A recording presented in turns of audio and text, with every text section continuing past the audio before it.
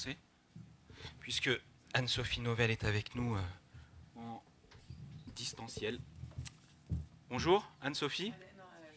Pas encore, dans quelques instants.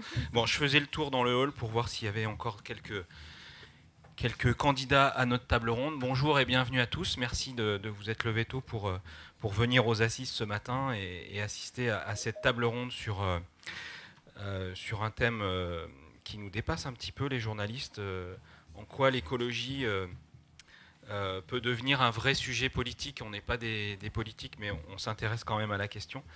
Alors, une table ronde organisée par l'AJSPI, qui est l'association des journalistes scientifiques de presse d'information, et les JNE, les journalistes et écrivains pour la nature et l'écologie. Alors, est-ce que l'écologie est un sujet politique? Est-ce que ce n'est pas déjà le cas, puisque l'écologie a grandi au fil des 20-30 ans écoulés et ils sont déjà bien présents. Est-ce que ce n'est pas le sens de l'histoire que l'écologie soit au centre de la vie politique, en tout cas au cœur de la vie politique, pour s'emparer de cette question majeure de la transformation environnementale? Alors pour en parler ce matin, Jade Lingard, bonjour. Bonjour. Donc Jade Lingard, que moi j'ai beaucoup lu comme plume des Inrecuptibles dans les années 2000 et qui est maintenant, voilà, ça fait un bout de temps. Voilà, donc maintenant aujourd'hui vous êtes journaliste à Mediapart et vous êtes une des pionnières de l'équipe d'Edoui Plenel à Mediapart que vous avez rejoint en 2008. Aujourd'hui vous êtes 3 dans ce pôle écologie. Au départ vous étiez seul.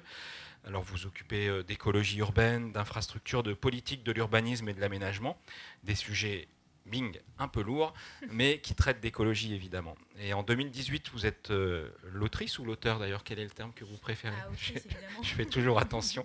L'autrice, auteur d'un ouvrage collectif sur la ZAD de Notre-Dame-des-Landes à Nantes, avec ce fameux aéroport qui a été conçu puis abandonné, aux éditions Les Liens qui libèrent, et puis un ouvrage plus personnel, Jeux, crise climatique, aux éditions La Découverte. À vos côtés, Cyril qui est Van Lerberg, qui est rédacteur en chef, bonjour, du service Sciences et Médecine du Figaro, lefigaro.fr depuis 10 ans. Vous êtes donc à la tête de cette page quotidienne dans le Figaro. Un service qui comprend 9 personnes, vous nous en parlerez sans doute tout à l'heure. Alors vous avez mené des études de physique à l'université de Versailles avant de basculer dans le journalisme, personne n'est parfait, sur les sujets sciences et environnement. Et puis c'est intéressant parce que vous avez été aussi correspondant du Figaro à Londres, et donc du coup vous avez un regard de journalisme comparé qu'on va pouvoir aborder dans cette table ronde. Vous êtes aussi membre de l'AJSPI que j'ai cité tout à l'heure, l'association des journalistes scientifiques. Et vous nous en parlerez sans doute. Et enfin, Florent Rimbert. Bonjour Florent. Bonjour. Donc de Alliance Presse. Alliance Presse, c'est très peu connu du grand public et pourtant vous êtes l'alliance ou l'association qui regroupe toute la presse d'information générale, qui réunit environ 300 titres, tous les titres de PQR, de presse quotidienne régionale, de PQN, la presse quotidienne nationale, et de la presse d'hebdomadaire également. Donc, vous n'êtes pas vraiment le journaliste écologie, mais vous allez nous dire, vous avez mené pour l'Alliance une étude sur le traitement de la transition énergétique et écologique dans tous ces titres de la presse d'information générale, et on y reviendra tout à l'heure. Et puis, en distanciel, Anne-Sophie Novelle. Bonjour Anne-Sophie. Bonjour. Voilà, Anne-Sophie Novelle qui a longtemps été journaliste indépendante. Vous êtes désormais au sein de Vert.eco, une newsletter quotidienne, VERT, sur l'environnement. Vous êtes docteur en économie. Vous avez collaboré au Monde, au journal Le 1. Vous avez aussi dirigé l'émission Terre à Terre sur Public Sénat. Et puis vous êtes réalisatrice et autrice ou auteur? Peu importe. Peu importe, très bien. Le Monde, les médias et moi, chez Actes Sud, qui était au départ un documentaire. Et vous êtes également vice-présidente de Informer n'est pas un délit et membre des JNE, l'association des journalistes pour l'écologie. Enfin, de nature et d'écologie. Voilà, donc peut-être un premier petit tour de table. Qu'est-ce qui vous amène à être sensible à cette question de l'environnement et à l'écologie? Qu'est-ce que, dans votre histoire personnelle, qu'est-ce qui vous a emmené à l'écologie? Est-ce que c'est comme un arbre dans la ville de Forestier ou une autre? Qu'est-ce que dans votre éducation, dans votre vie perso, qu'est-ce qui vous amène à être sensible à ce sujet-là? Jade Lingard.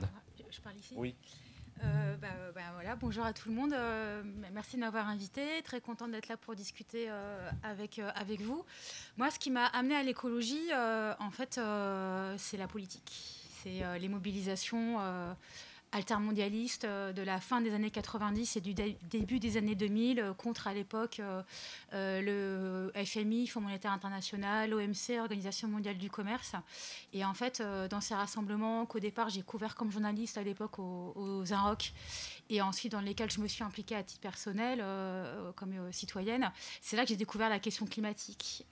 C'était donc au milieu des années 2000, et en Angleterre, avec tout un mouvement qui venait, qui dans les années précédentes avait bloqué des projets d'autoroutes, notamment autour de Londres, Reclaim the Streets, et qui là se lançait dans une grande campagne d'occupation et de blocage d'aéroports.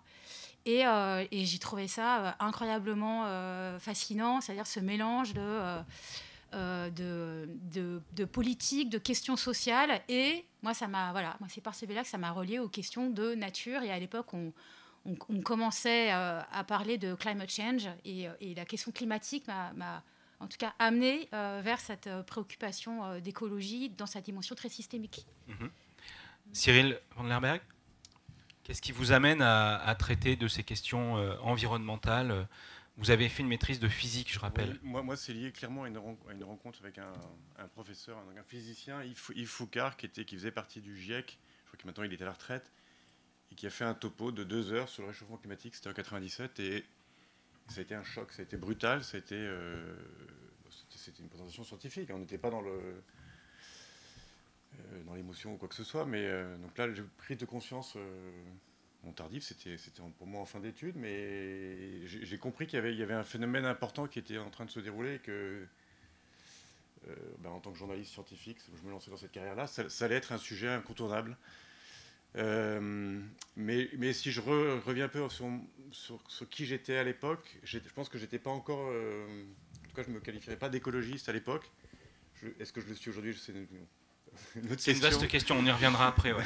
mais au départ, qu'est-ce qui, en tout cas, vous sensibilise à ce sujet? Donc c'est la compréhension qu'un changement majeur est en cours. Et à l'époque, en 97, il était pas encore tant médiatisé que ça. La plupart des discussions étaient sur est-ce que c'est encore l'homme qui est responsable ou non du réchauffement. Donc, devant des scientifiques, il n'y avait pas de doute, mais dans le débat public, c'était encore un sujet qui était encore un peu en marge, qui n'était pas du tout au cœur de préoccupation. Anne-Sophie Novelle, même question. Qu'est-ce qui vous amène à ce souci de l'environnement, à cette inquiétude face au climat qui change? C'est un peu comme Jade, en fait. Je ne savais pas qu'on partageait ce point commun, mais en 2002, moi, je suis encore étudiante. Et en effet, j'observe les mobilisations qui ont lieu au niveau de l'Organisation mondiale du commerce, ce qui se passe à Seattle aussi. Et je suis dans un cursus où on nous apprend l'économie et la finance internationale, et je me rends compte que le discours dominant qu'on nous sert en cours commence à être contesté par un certain nombre d'ONG et mouvements associatifs. Et c'est là que moi je commence à creuser ces alternatives, et par la suite j'aurais beaucoup interrogé mon laboratoire de recherche à Sciences Po en leur demandant pourquoi les modèles de commerce international n'intègrent pas justement des dimensions de CO2 ou d'eau virtuelle dans leurs modèles, alors qu'on ne prend que le capital et le travail. Et c'est là que je commence à interroger tout ça et à me dire qu'il y a d'autres modèles économiques à défendre, parce que celui auquel on participe est en train de tout détruire. Et par ailleurs, à l'époque, les médias ne parlent pas autant de ces sujets que ça. Donc après ma thèse, moi j'ai décidé de dédier ma carrière, et d'épouser une carrière qui ne parlerait que de ces questions, avec l'idée de pousser ça dans les médias. Parce qu'il me semble que c'est impossible d'être au courant et de ne pas informer les gens correctement sur ces enjeux. Alors peut-être je vais compléter cette question de parcours un peu personnel. Donc vous êtes thésarde en économie. Qu'est-ce qui fait qu'on renonce à une carrière universitaire et qu'on bascule dans le journalisme? Est-ce à dire, et je vous pose tout de suite la question, qu'on est plus impactant si on est journaliste que prof à la fac? Est-ce que c'est le choix d'être plus actif ou alors c'est juste les opportunités professionnelles? En fait, non, c'est que moi, le journalisme m'a toujours intéressé, mais qu'à l'époque, à titre personnel, on m'avait dit que c'était un peu une voie de garage, que c'était compliqué. Et donc, je m'étais dit, vaut mieux que tu te spécialises dans un domaine, que tu travailles un peu, que tu développes un réseau, et puis si le journalisme t'intéresse, ça sera toujours, tu pourras toujours y venir. Et en fait, en parallèle de ma thèse, j'ai commencé à écrire, c'était l'époque des blogs, quotidiennement sur ces sujets. En fait, je faisais une veille que je partageais avec mes proches et que du coup j'ai mis sur les blogs. C'était l'époque, voilà, aujourd'hui je sais pas, on fait un YouTube ou un podcast. Et de fait, j'ai pris cette habitude d'écrire et après ma thèse, j'avais déjà monté une association qui existe encore, hein, qui s'appelle maintenant Place to Be et qui avait vocation justement de participer à l'information sur ces enjeux. Et donc voilà, c'est juste que pour moi, le journalisme faisait partie des choses que je voulais faire, mais que j'ai voulu aussi me spécialiser. Il y a un point commun quand même. Enfin, je veux dire, quand on est journaliste, notamment d'investigation, on est obligé d'être vigilant, de faire des bonnes recherches. Enfin, il y a des points communs aussi entre le monde de la recherche, l'exigence que ça demande, et celle du journalisme au niveau de ses fondamentaux. Merci. Je termine ce premier tour de table avec Florent Rimbert, donc pour Alliance Presse, même si vous n'êtes pas, vous, directement plongé au quotidien dans ces sujets environnement, est-ce qu'il y a une sensibilité particulière? Alors, donc c'est l'Alliance de la presse d'information générale. Ouais. Effectivement, moi je ne suis pas journaliste, je ne sais pas si je suis parfait pour autant, si je reprends le propos de Jade tout à l'heure. Je ne traite pas effectivement ces questions-là. Au quotidien, je m'en occupe quand même, parce qu'aujourd'hui, on sait que la question écologique, à travers, si on le prend dans le prisme de l'organisation des entreprises, et notamment toute l'organisation RSE, c'est des choses qu'on voit aujourd'hui et qui remontent dans les organisations comme celle pour laquelle je travaille. Plutôt que de vous parler justement du traitement, j'ai pas un événement, on va dire, fondateur. Je pense que de par mon âge, j'ai vécu et j'ai beaucoup lu et je me suis informé sur le sujet. Donc je pense qu'on est, je vais plutôt parler d'un point de vue citoyen. Moi, je me suis beaucoup documenté dans la presse parce que c'est quelque chose, enfin c'est un secteur pour lequel je voulais travailler et dans lequel j'ai fait mes études à Rennes. Donc je voulais vraiment travailler pour la presse et donc je la lisais énormément. Et la lecture de la presse et sur ces questions écologiques, parce que les contenus y étaient, me permettait de préparer les débats avec mon grand-père, qui, bien qu'ancien directeur de chambre de commerce, avait des propos et des positions très climato-sceptiques. Donc on va dire que d'un point de vue citoyen, je me suis construit aussi en préparation de ces débats avec des argumentations relativement sérieuses. Il faut aussi se plonger dans les écrits de Claude Allègre quand on remonte au début des années 2000 pour développer ces arguments-là. Donc même à titre citoyen et sans travailler sur les sujets, finalement on peut être aussi plongé dans ces questions-là depuis un moment. Voilà, et dans quelques instants, vous nous présentez une étude qui va nous obliger à couper l'image avec Anne-Sophie Novelle. Ne nous en voulez pas, Anne-Sophie, mais comme on va diffuser quelques slides, voilà, les participants ne pourront plus vous voir. Mais je voulais, avant qu'on en arrive à cette étude, Florent, revenir à cette question donc centrale, comment faire de l'écologie un vrai sujet politique? Et derrière cette question, c'est est-ce que l'écologie va finalement être prise au sérieux par nos médias, mais par la vie politique, on y reviendra après. Est-ce que c'est ça, en fait? Est-ce que vous avez, Jade Lingard, l'impression d'être prise au sérieux, ou est-ce que vous êtes une clown à Mediapart? J'espère que j'ai un minimum de crédibilité, vu que j'y travaille depuis 14 ans. Ouais. Donc j'imagine que oui, un tout petit peu. Non, plus sérieusement, bon, nous à Mediapart, l'écologie, ça a été un, comment on va dire, ça a été tout un chemin. Dans le sens où quand Mediapart s'est créé en 2008, donc mars 2008, il n'y avait personne pour traiter de l'écologie.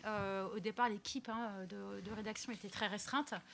On était à peine 20 en tout, personnes.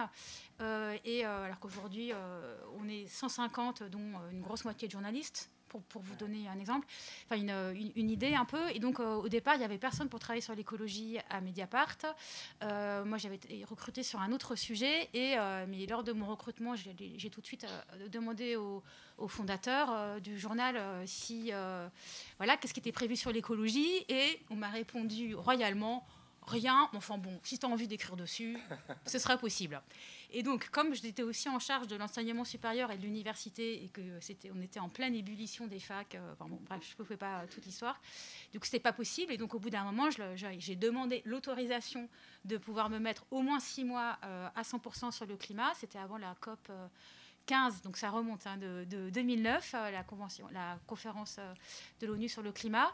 Et suite à ça, en fait, à partir de ce moment-là, qui était un peu le low point du traitement de l'écologie à Mediapart, ça n'a cessé de se développer, dans le sens où, moi, ce que j'ai porté très vite, et c'est peut-être ça qui peut être intéressant pour notre discussion, et peut-être une des différences avec mon collègue, mon confrère du Figaro, c'est que donc, au départ, nous, à Mediapart, on n'est pas parti de l'idée que l'écologie devait être traitée en tant que rubrique.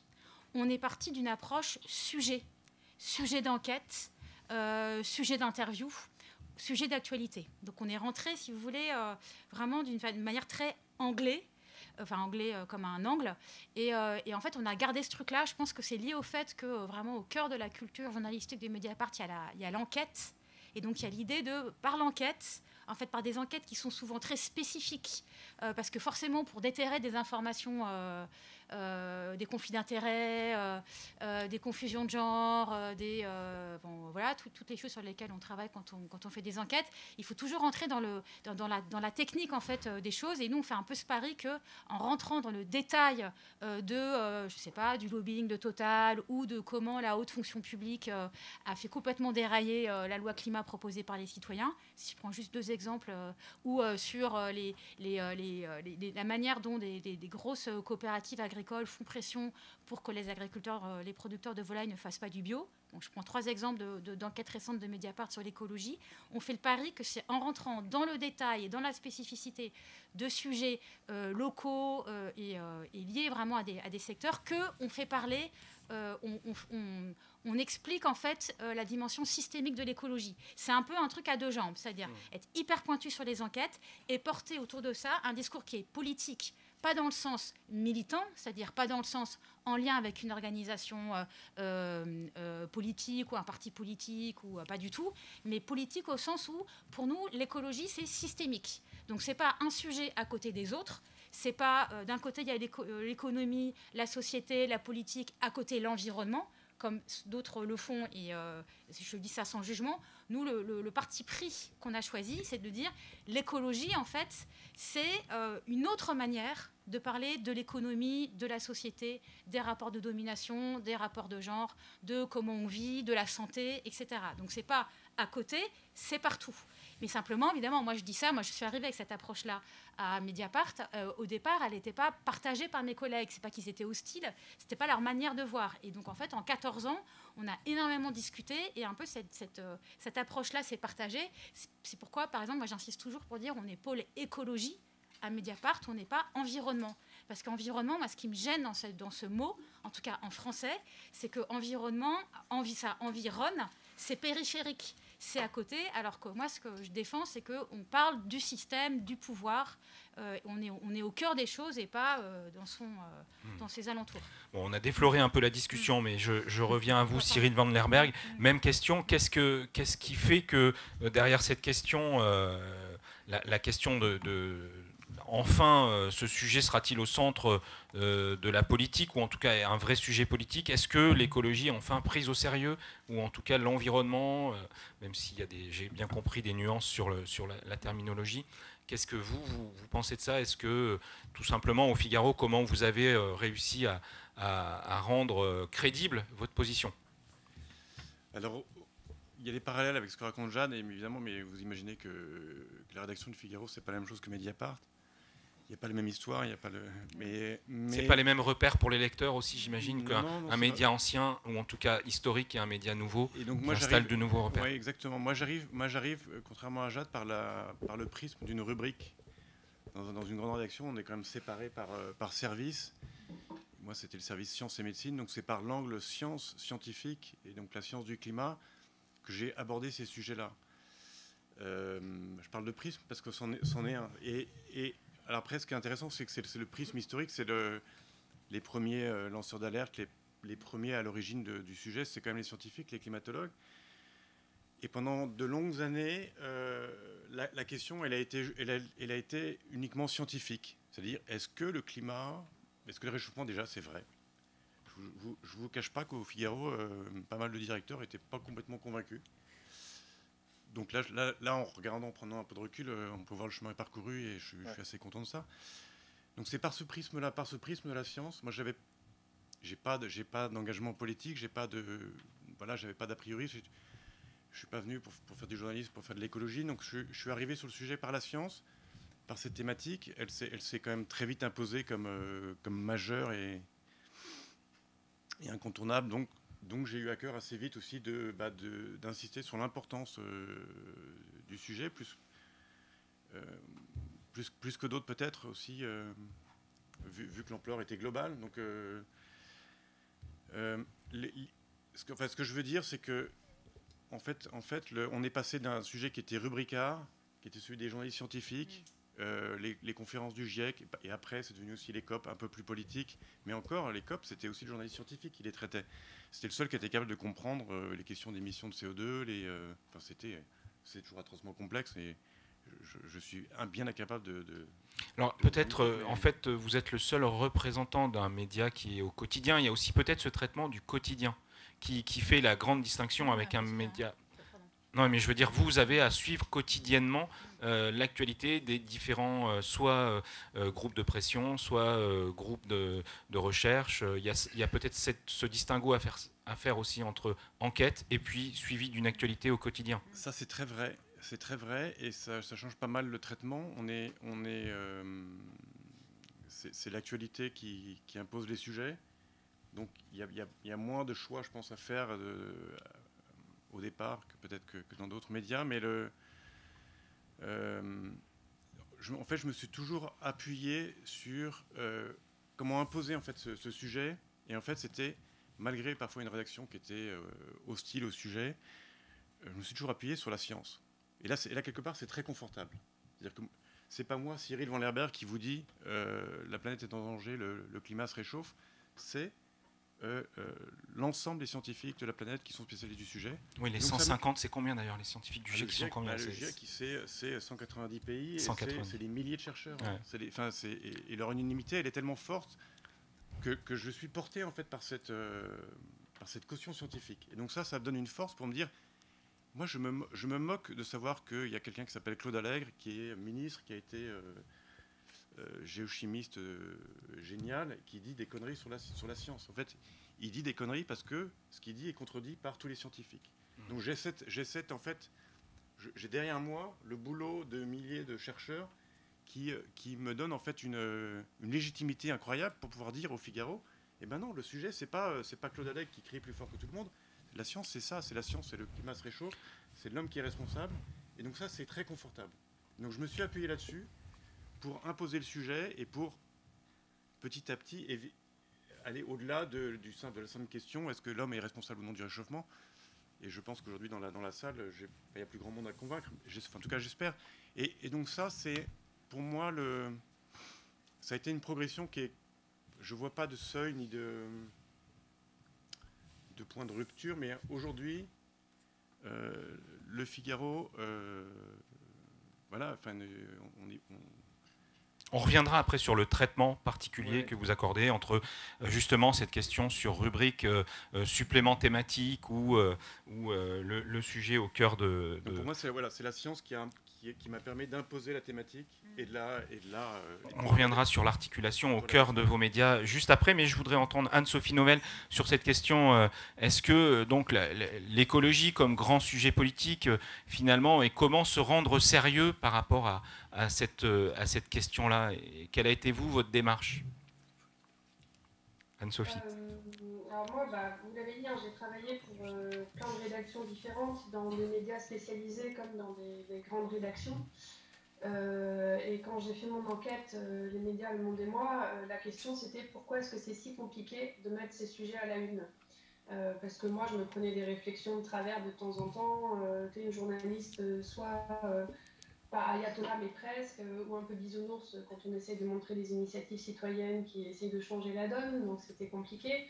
Et je me suis rendu compte qu'on était nombreux à être spécialisés dans ces questions et à être considérés un peu comme moins importants que les journalistes reporters de guerre ou qui parlaient de l'actualité politique ou économique, voire politique.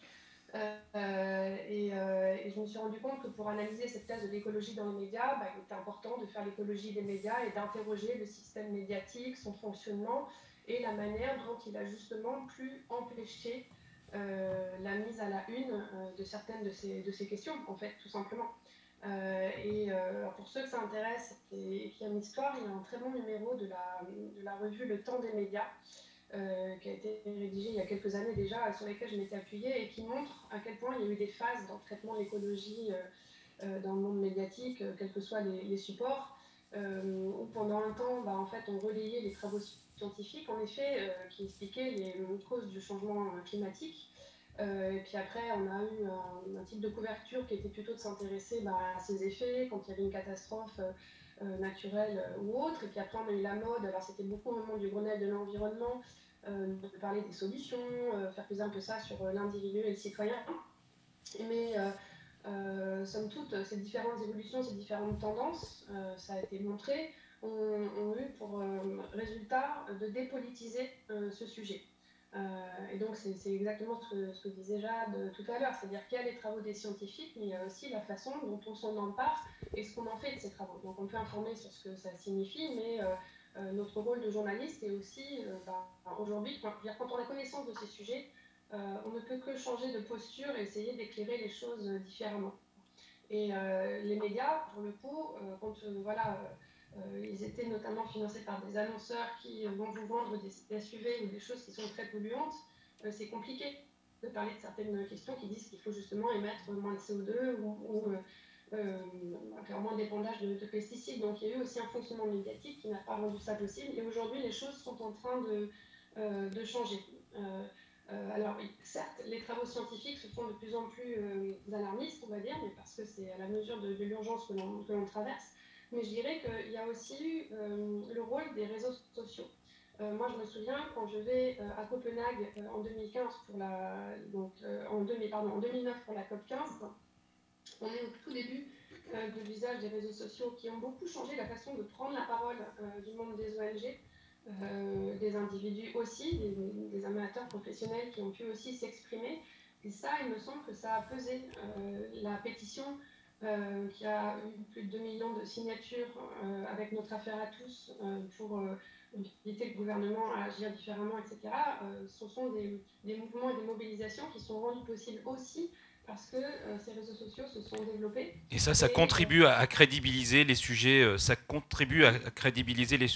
écologie, environnement auprès des rédacteurs en chef. Ma question, elle était plutôt très concrète. Comment vous avez réussi à crédibiliser les sujets? Je rappelle qu'au départ, vous étiez indépendante, donc pas dans un média intégré, donc c'est presque plus compliqué de combattre de l'extérieur, ou en tout cas pour défendre son sujet. Et comment vous avez réussi à défendre cette crédibilité au départ? En fait, à la force des choses... On n'arrive pas vers un rédacteur en chef en lui disant « Regarde la pétition, elle a fait 2 millions de likes sur Twitter ou sur Instagram. » C'est pas ça qui va le convaincre. Enfin, je pense pas. Alors non, bien sûr, c'est pas ça qui va le convaincre, mais par la force des choses, moi, m'étant spécialisée là-dedans, c'est plutôt les rédacteurs en chef qui sont venus me chercher. C'est-à-dire quand c'était au Monde ou... Oui, c'est une position confortable. Pour me dire, voilà, on a repéré ton travail, on pense que ce sont des sujets importants, on n'est pas forcément au point sur ces questions et on aimerait que tu nous rejoignes. Donc, très bien. C'est pas, je m'en vante pas quand je dis ça, mais aujourd'hui, il y a de plus en plus de jeunes journalistes qui s'intéressent à ces sujets, et tant mieux. Mais moi, je leur explique, quand j'enseigne, je leur dis, l'essentiel n'est pas que vous deveniez des journalistes spécialisés là-dessus, c'est quels que soient les secteurs d'intérêt qui vous intéressent, soyez des bons journalistes pour avoir cette grille de lecture. On peut être un très bon journaliste économique qui sait interroger le monde en ayant conscience de ce que nous disent les scientifiques du GIEC ou du IPBES. Ça va être pareil pour un journaliste politique. C'est important aujourd'hui qu'il sache faire des interviews qui intègrent en fait ces paramètres, parce qu'en fait, ce sont des sujets transversaux qui doivent être traités comme tels et qui interrogent tous les pans de notre économie, de notre société et de la façon dont on fait la politique. Donc voilà, après à titre personnel, moi j'ai le parcours que j'ai, mais j'ai essayé de pousser ça comme de nombreux autres journalistes. Et je pense que ça va dans le sens de l'histoire que d'en parler de plus en plus, en fait, tout simplement. Merci Anne-Sophie. Alors, je suis désolé, je vais être obligé de vous rayer de l'écran, mais c'est provisoire, vous restez avec nous et vous revenez, parce que je vais passer la parole à Florent Rimbert qui a préparé quelques slides. Donc, je rappelle que Alliance Presse, donc l'Alliance pour la presse d'information générale, a mené une étude entre 2011 et 2020 sur le traitement de la transition énergétique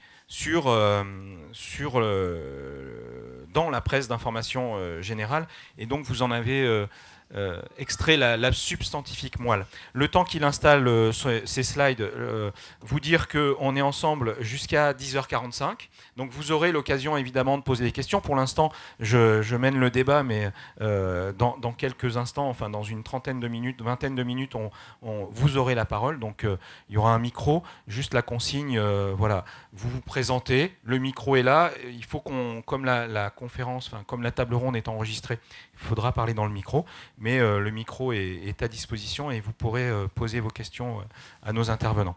Donc Florent, là, vous avez la parole pour...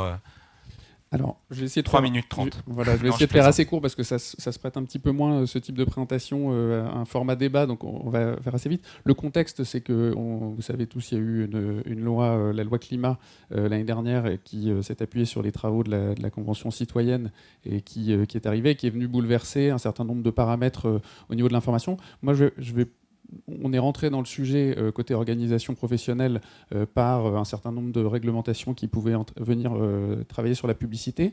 Et on s'est rendu compte qu'en fait, personne ne parlait, quand on parlait des médias, de leur contribution éditoriale à ce sujet-là. Et donc ce côté, cet effacement, les journalistes en parlent peut-être entre eux, mais on s'est rendu compte qu'on avait l'impression de passer à côté de ce qui était pour nous l'éléphant dans la pièce, le fait qu'il y avait tous les jours dans les quotidiens des contenus qui traitent de ce sujet de la transition écologique. Donc aujourd'hui, on a fait une étude en fait qui porte sur 10 années. Donc on est parti, il fallait prendre un corpus, donc on a pris 10 ans. L'étude, on l'a faite avec EDEC, qui est spécialisé dans le traitement des données et des contenus de presse, donc qui est capable de traiter des très très gros volumes de contenu, puisque au total, j'ai oublié le chiffre, mais c'est plusieurs centaines de milliers, voire plusieurs centaines de milliers de contenus qui sont passés dans leur machine. Et ensuite, ça a été analysé par l'Obsoco, qui est l'Observatoire Société et Consommation. Donc vous voyez qu'on a quelques petits constats, et ça va recouper ce que Cyril a pu dire tout à l'heure, peut-être aussi en partie ce qu'Anne-Sophie avait comme constat sur le traitement de ces sujets-là. On voit, première chose, c'est que le développement durable, qui était une notion très présente au début des années 2000, s'est érodé, et aujourd'hui, on voit on parle plus de transition écologique. C'est lié aussi à des dénominations politiques. Hein. Les ministères ont aussi évolué, mais on a changé sur cette thématique-là.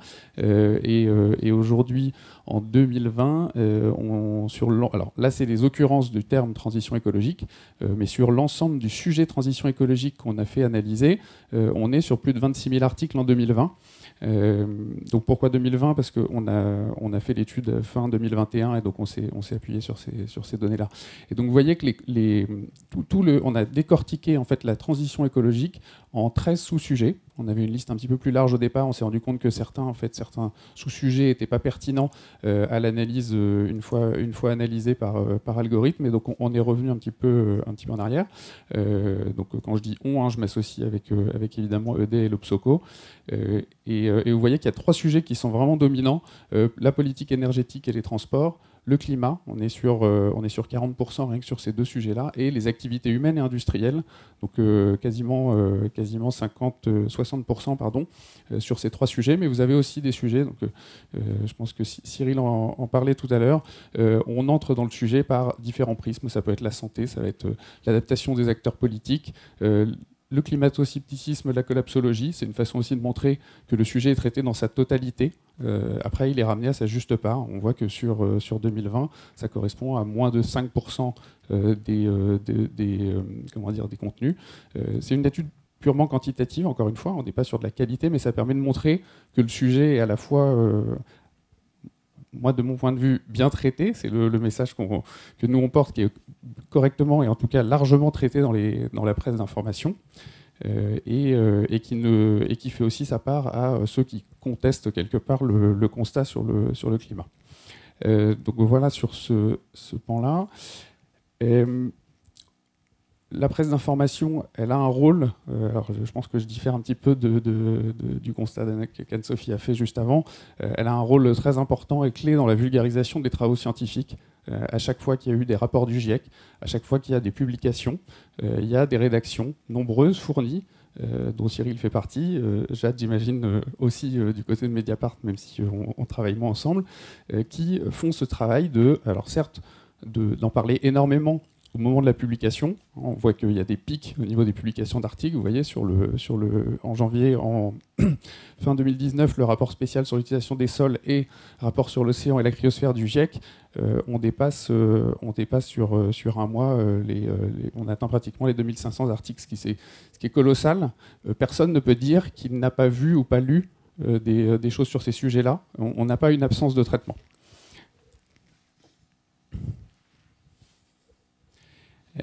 Ensuite, vous dire aussi que la presse d'information, elle est forcément, alors c'est peut-être Cyril l'a dit avec d'autres mots, elle suit l'actualité, mais c'est vrai que la presse d'information couvre aussi toutes les mobilisations, alors les mobilisations plutôt liées aux acteurs politiques, leur adaptation. Donc on voit quand il y a des accords, des grands rassemblements type COP, on a évidemment des publications qui progressent, mais on voit aussi que sur le sujet de l'engagement militant et son suivi, on a aussi quelque chose qui s'est mis en place. Je rappelle qu'on est sur une période de 10 ans, et donc vous voyez bien en fait qu'on a une accélération sur ces sujets-là qui concourt à ce qu'aujourd'hui le thème soit aussi présent dans le programme des assises.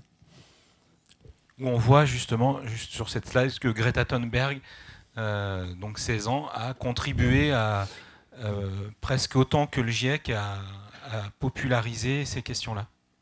Effectivement, ce qui donne aussi voilà, une idée de la nature en fait, du lectorat ou des attentes du lectorat, ou voilà, de la complexité du traitement d'un sujet, parce qu'on a beau avoir et vouloir faire des sujets les plus sérieux possibles, et en fait il y a une jeune femme de 16 ans qui vient tout disrupter, comme on dit aujourd'hui. Exactement, c'est aussi la preuve que c'est un sujet peut-être plus global. Il y a très peu de personnalités, parce qu'on a regardé, évidemment, on ne s'est pas focalisé que sur Greta Thunberg, on a regardé d'autres personnalités, et dans les rares personnalités qui ressortent en nombre de sujets, on va retrouver des personnes mais qui peuvent être aussi rattachées à des sujets plus politiques, on va dire, type Nicolas Hulot et autres, mais ça reste très en dessous de ce que Greta Thunberg a pu générer. Là, on est sur la presse française, mais on sait que c'est aussi, voilà, ça fait un écho à un sujet qui est global. Quand elle se déplace à New York, il y a bien une couverture de la part des médias français aussi, donc forcément ça concourt à une inflation sur une seule et même personne. C'est aussi une clé d'entrée, un moyen de traiter ce sujet-là. J'accélère, c'est ça Non. Mais c'est bon. Alors, la presse d'information, c'est aussi le relais des pratiques de la société civile, évidemment. Et donc, vous voyez que les plus fortes progressions sur la durée de l'étude ont porté en fait sur l'évolution des articles, sur les comportements individuels. Alors, par rapport à la définition que donnait tout à l'heure Anne-Sophie, c'est peut-être pas politique, mais quand on est la presse d'information politique et générale, qu'on rassemble tous les quotidiens français, donc tous les quotidiens nationaux, les quotidiens régionaux et la presse hebdomadaire régionale, il faut aussi des sujets. On ne peut pas traiter le rapport du GIEC en une d'un quotidien régional tous les jours ou toutes les semaines. Il faut d'autres clés d'entrée dans ces sujets-là. Et donc, on a une évolution très importante du nombre d'articles publiés sur les comportements individuels et sur l'engagement citoyen et militant. Les médias se font l'écho des mobilisations, on l'a vu précédemment. Sur peut-être un dernier focus sur le traitement croissant des enjeux climatiques, où là vous voyez pareil toujours des pics et une fluctuation en fonction de l'actualité, mais on a très clairement eu, vous voyez, pendant le début des années 2000, on était sur une moyenne en dessous de 400 articles publiés par mois. Et vous voyez qu'on a une accélération extrêmement importante avec des pics très forts sur les grands événements liés au climat, encore une fois. Et par exemple aussi une chute où on se rapproche Évidemment, de zéro oui. au début de la crise du Covid. C'est le défaut de cette année 2020, c'est qu'à la fois c'était la dernière période qu'on avait sous la main et effectivement 2020, il y a eu d'autres études d'ailleurs, y compris par EDES, sur le poids du Covid dans les publications. On voit aussi qu'on avait l'impression qu'il n'y avait que du Covid dans les médias, on voit qu'il y avait quand même encore des sujets sur l'écologie justement, sur l'absence d'impact humain, etc. et des industries un peu au ralenti. Merci. Peut-être vous pouvez simplement vous dire l'étude complète et on a en bon français un executive summary qui est disponible sur le site de l'Alliance. Donc c'est des choses qui sont disponibles depuis des semaines. Vous pouvez aller reprendre ces chiffres, voir ces graphiques. Tout ça est évidemment à votre disposition. Et ça reste une étude quantitative. Nous, on n'a pas vocation, en tant qu'organisation professionnelle, à décortiquer le travail des journalistes. Les rédactions s'organisent aussi et traitent les sujets en toute liberté. Et on a vu déjà précédemment qu'il y a différentes façons de l'aborder avec des parcours assez différents entre Jade ou Cyril. Voilà. Merci Florent Rimbert pour cette présentation. Alors on va rebondir sur ce sujet. On récupère Anne-Sophie Novelle à l'écran. Normalement, en tout cas sur le petit ordinateur, c'est bon. Sur le grand, voilà, on va y arriver. Revenir un petit peu sur les arbitrages, même si ça a déjà été évoqué, les arbitrages qui sont opérés dans vos rédactions. Là, on a vu quelques grands événements. Peut-être un petit témoignage là, sur le creux du sujet climat. Bien sûr. Avec le Covid. Moi, mon service, c'est sciences et médecine. Et pendant tout le début de l'année, les 6 premiers mois de l'année 2020, on n'a fait que du Covid. On était à 9, à fond sur le Covid. Donc, on a repris les sujets environnement et sciences, donc climat, qu'à l'été 2020. Donc, il y a eu pour nous un énorme trou. Je pense que c'était et a posteriori, vous avez quelle analyse sur ce surtraitement du Covid? Je pense que ce n'était pas un surtraitement, il y avait une telle demande et une telle demande d'informations sur un sujet aussi complexe et aussi crucial que pendant une année de crise que le Covid. Enfin, le Covid a été exceptionnel, donc je ne regrette pas du tout ce choix, au contraire. Et je suis même assez fier d'avoir réussi à mobiliser l'ensemble du service assez tôt, début mars. C'est-à-dire que début mars 2020, 15 jours avant le confinement, on fait plus que du Covid. Ouais, on est beaucoup à être devenus des spécialistes du vaccin à protéines ou alors la nature des adjuvants et tout ça, quoi. Et je pense aussi que c'est aussi une crise qui a là, je parlais de l'association des journalistes scientifiques, mais qui a montré l'importance d'avoir des journalistes capables de traiter des sujets complexes qui sont des études scientifiques. On a vu des débats qui étaient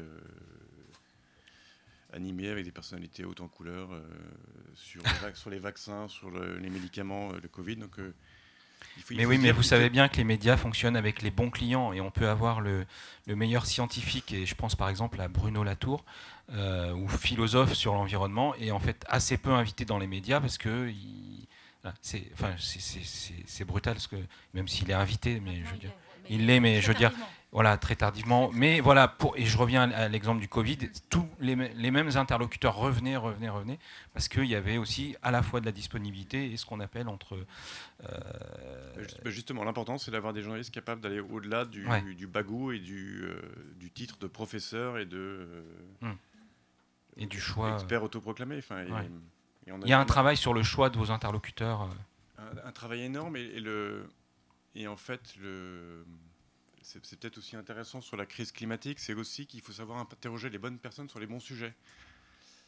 Si on a perdu autant de temps en France avec Claude Allègre, c'est aussi parce qu'on a laissé parler un géochimiste de climat. Quand un virologue parle d'épidémiologie, il n'est pas plus compétent que moi pour le faire. Et donc Didier Raoult, quand on l'interroge sur la progression de l'épidémie, est-ce que la vague de Covid est terminée ou pas, eh bien on fait une faute professionnelle parce qu'on n'interroge pas la bonne personne. Ouais, on est un peu feignant. Ouais. Et sur le climat, c'est pareil. Hein. Il y a des spécialistes, même dans les différentes branches du climat, Voilà, enfin, c'est interroger quelqu'un qui est spécialiste des précipitations sur la formation des nuages, c'est très bien. Interroger un climatologue qui regarde... ce que je veux dire, la science aujourd'hui, elle est tellement complexe et les sujets de recherche sont tellement pointus que l'expertise d'un scientifique, elle est forcément, elle aussi, très pointue.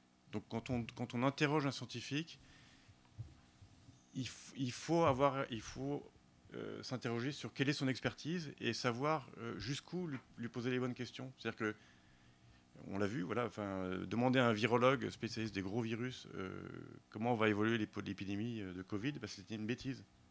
Quel que soit le scientifique pareil, interroger un urgentiste sur est-ce que le virus va muter, on n'en sait rien. Et sur le climat, sur les sujets aussi complexes que l'environnement, Anne-Sophie l'a dit, c'est des sujets qui sont transverses, mais qui sont aussi d'une complexité scientifique incroyable, et sur lesquels des bonnes idées de bon sens peuvent être en fait des catastrophes environnementales. Donc là, il y a un vrai apport du journaliste spécialisé sur ces sujets-là. On sait qui interroger, on sait, ou en tout cas, on apprend à chercher, à trouver les bons experts. Jade Lingard. Mais c'est intéressant parce que je suis partiellement d'accord en fait avec ce que vient de dire Cyril, et pour la raison suivante, c'est que bien sûr, là où je suis complètement d'accord avec lui et au cœur de notre métier, vraiment ça j'en suis persuadée, est la question de à qui on donne la parole, et que c'est une responsabilité lourde, parce qu'on voit bien dans le moment qu'on vit avec tout cet écosystème médiatique proliférant et en partie non régulé, que des fake news, des rumeurs, de la désinformation peuvent prendre des proportions gigantesques. Donc là, il y a une énorme responsabilité, et c'est une belle responsabilité, je dirais, par rapport à toutes les entreprises de désinformation, parfois avec beaucoup de moyens auxquels on s'affronte, de à qui tu donnes la parole pour parler de quoi. Ça, c'est fondamental. Mais là où je suis en désaccord, ou en tout cas, je pense que le sujet n'est pas là. C'est-à-dire que... pour moi, le climat n'est pas une question scientifique. C'est une question politique au sens plein du terme, pas au sens militant, encore une fois, pas au sens on ne parle que de programme, mais au sens où on voit bien que les rapports du GIEC, qui se succèdent et qui sont des chefs-d'œuvre de synthèse scientifique. C'est quand même. Faut se rendre compte de ce que c'est qu'un rapport du GIEC. C'est assez extraordinaire.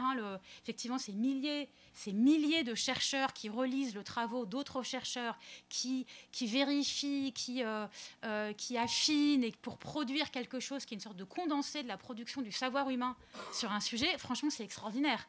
Ça ne change quasiment rien aux politiques publiques. Quasiment rien. Ça change quasiment rien à qui est élu à la tête des grands pays du monde. Donc on voit bien que la question, elle n'est pas là. Elle est en partie là. Bien sûr, c'est important d'avoir de la science qui nous dit oui, il y a des dérèglements climatiques, oui, ils viennent des activités humaines, voilà comment ils se manifestent, et voilà quelles en sont les sources. C'est, encore une fois, une partie du savoir qui est indispensable, mais on n'a pas commencé à apporter un début de réponse quand on dit ça. Donc, historiquement, cet apport scientifique a été fondamental. Aujourd'hui, il reste important, mais il me semble que d'un point de vue journalistique, aujourd'hui, le champ de bataille, il n'est plus là. C'est où se logent les blocages à l'action, pourquoi tant d'inaction, pourquoi une telle dissonance cognitive, pourquoi est-ce qu'on peut avoir autant de chefs d'État et de chefs de gouvernement qui nous font des discours magnifiques sur le climat et qui sont dans leur politique, dans l'organisation quotidienne, du contraire de ce qu'ils disent.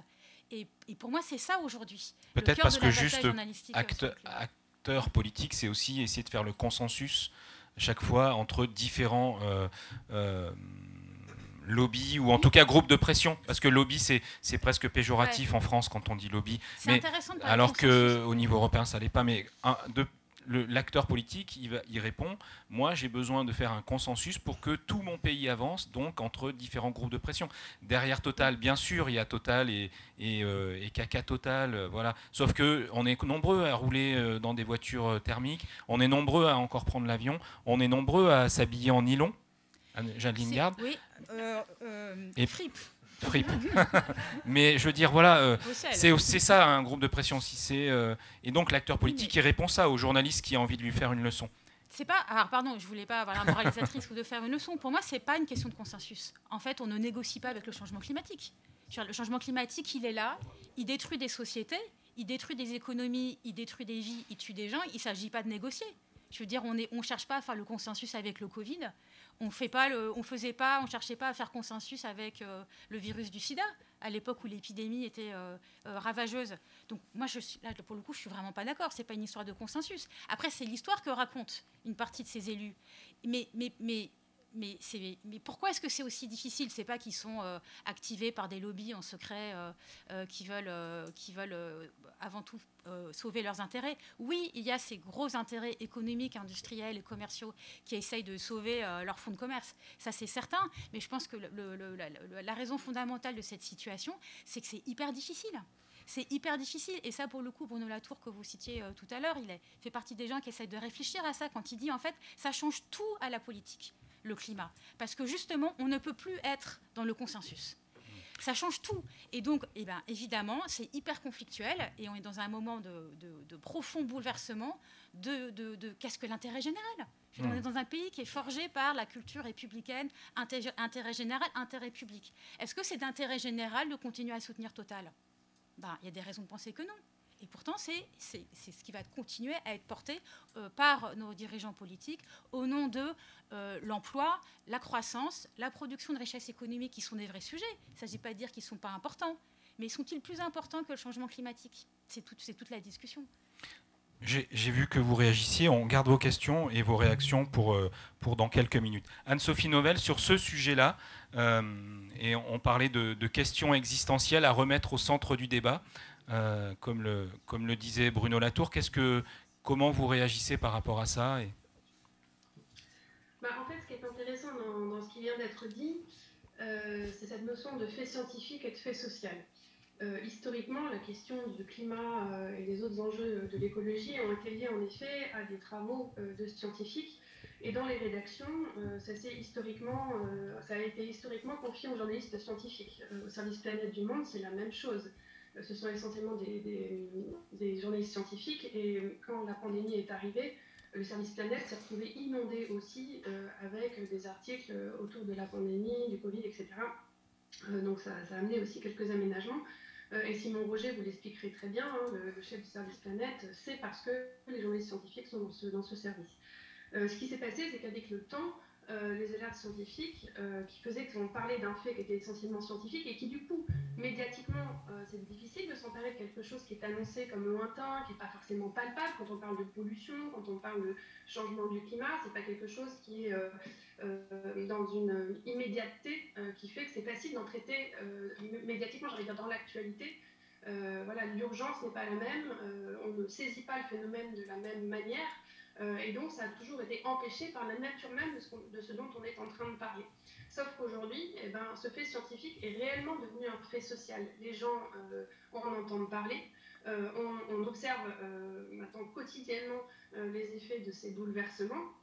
Et donc, c'est là que moi, je questionne le rôle que les médias doivent avoir. C'est-à-dire que pendant longtemps, en effet, comme on en est resté dans un fait scientifique, on estimait que pour en parler, il fallait avoir du débat. Donc c'est pour ça que, notamment dans le monde anglo-saxon, on a eu autant de débats avec des climato-sceptiques, mais on a aussi eu des rédactions comme la BBC ou le Guardian, qui dès 2014-2015 ont dit nous reconnaissons que c'est un fait maintenant que le changement climatique est lié aux activités humaines et qu'il n'est plus possible d'inviter des négateurs du climat parce que ces gens-là, en plus, participent d'une fabrique du doute et de l'ignorance. Ça a été prouvé maintenant que tout ceci a aussi été fabriqué et qu'on est dans une bataille de récits et une bataille culturelle.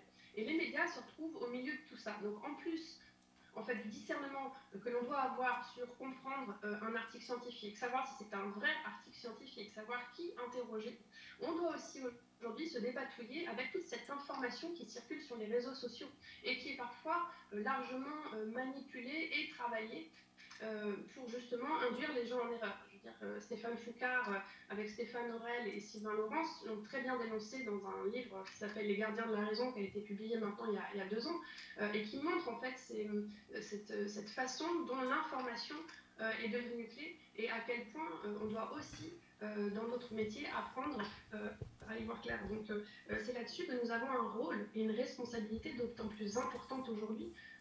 Et moi, c'est un petit peu un cheval de bataille dont j'essaie de m'emparer avec d'autres, parce que je trouve que c'est aussi une façon pour nous de renouveler notre posture et de poser les bonnes questions. Et si on peut parler un peu du traitement, par exemple, de la campagne présidentielle, je pense qu'on a peut-être parlé un peu plus des questions de climat, d'énergie, mais l'écologie n'a pas été, alors que ça aurait dû être, justement, vu les alarmes qu'on a aujourd'hui, être un sujet où on aurait dû questionner les candidats de manière approfondie sur leur vision du monde et leur façon de saisir cette complexité chère à Bruno Latour. Là, on a complètement été à côté de la plaque. Et d'ailleurs, ce sont les ONG Notre Affaire du siècle qui ont organisé un débat du siècle pour justement interroger en profondeur sur ces aspects-là. Et ça, pour moi, on est un peu passé à côté de la plaque, et il faut vraiment faire une grande introspection aujourd'hui pour avancer dans le métier. Oui, on a eu cet exemple du face-à-face final entre une climato-hypocrite et un climato-hypocrite et une climato-sceptique dans la campagne présidentielle. Les médias sont un peu mis en cause justement dans cette campagne pour avoir sous-traité ces questions environnementales, ou en tout cas uniquement par le prisme de l'énergie.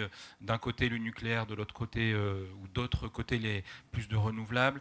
Bon, il y a eu la guerre en Ukraine qui fait des tensions sur la question de l'énergie, avec par exemple le choix de l'Allemagne qui, juste avant la guerre, ou en tout cas fin 2021, avait choisi de passer au zéro nucléaire, et puis finalement devant l'urgence, est obligé de revenir un peu sur ses objectifs. Donc voilà, il y a aussi un contexte international dans lequel on se place, et nous on essaye de faire la part des choses. Oui.